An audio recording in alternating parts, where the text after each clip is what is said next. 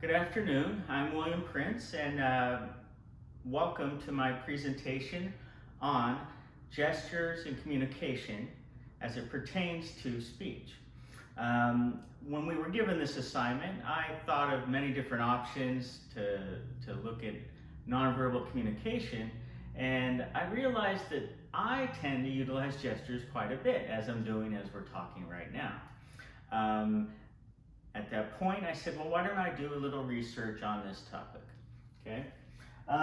So what we're gonna do, at first I just want to talk a little bit about nonverbal language, how gestures are a form of nonverbal language, and I'll talk about a few studies that give some insight into what the value is of gestures in communication. Okay, so psychology studies everything, and it studies everything as it pertains to human behavior. And often it starts with an observation.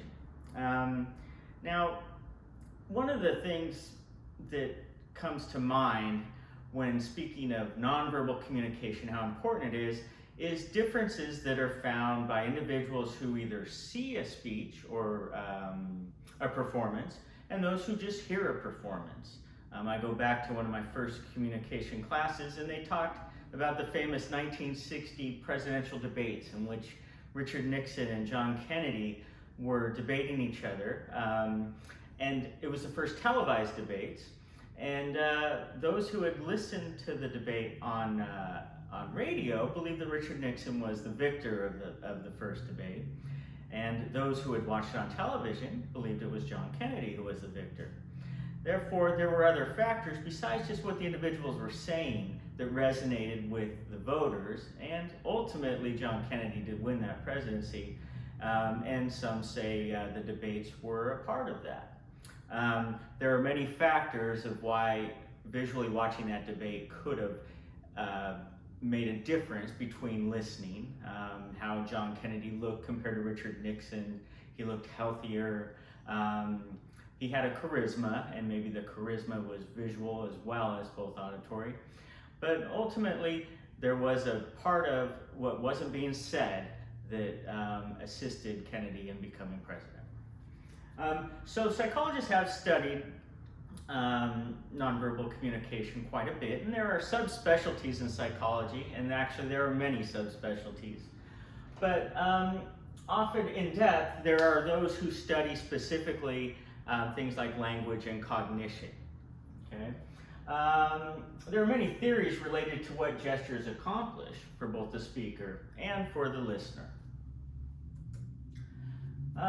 First, let me talk a little bit about what it means to the person who is a speaker.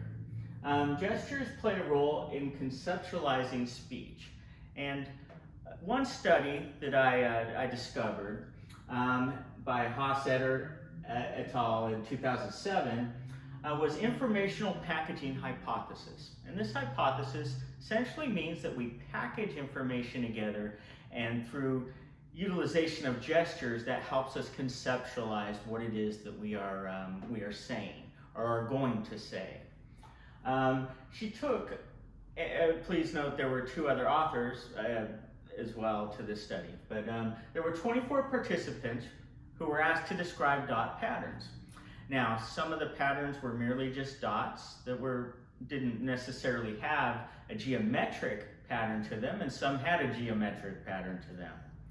Those who were given dots in which they did not have a geometric pattern to associate with those dots were more inclined to utilize gestures for them to convey, conceptualize, and inform the experimenter what it was that those dots represented. The results supported the theory. Now, please note that in any kind of research study, 24 participants is a very small amount of individuals to study to show any form of causation, and most studies do not show causation. But we'll note that this is a follow-up to a similar study that also had similar results. Next, how does this affect those who are listening to a speaker who is utilizing gestures or hand gestures? A meta-analysis by the same Hofstadter, but done in 2011, looked at 63 different samples in which they had evaluated the difference between how the reception was for speech in which there were visual gestures and speech in which there were not visual gestures. By comparing those, there was a moderate effect, and this is out of 63 studies. Notice I'm using gestures to show that that's a lot of studies in order to compare with. Found a moderate effect benefit in communication. Now, moderate is clinically significant. She also noted that there were 3 conditions that did moderate the effect. One had to do with whether the person was utilizing gestures to describe something that was more motor or something that was more abstract.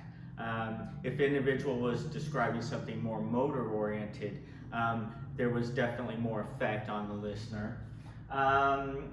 There was less effect if the person continuously did the same form of gesture, such as, it's round, it's round, it's round.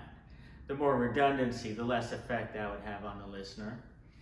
And the last, children were more impacted than adults when it came to gestures. And I think if we can try to think back of when we were children, then that does come into play at some level. As children, we are learning more language and we're associating it with different things. I certainly can see how gestures could have an impact. Now, meta-analysis, it has some benefits as there are so many different studies. However, there are different samples that may have been determined under different criteria, which could be a limitation of this type of study of a meta-analysis. So what does this all mean? So essentially there is research that supports that gestures play a role in communication and could benefit both the speaker and the listener. This has implications for utilization of gestures in public speaking. In conclusion, gestures are found to aid in communication.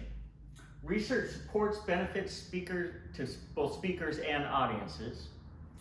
And the use of gestures can aid in presentation and the reception of information. I thank you for listening to my speech. Thank you.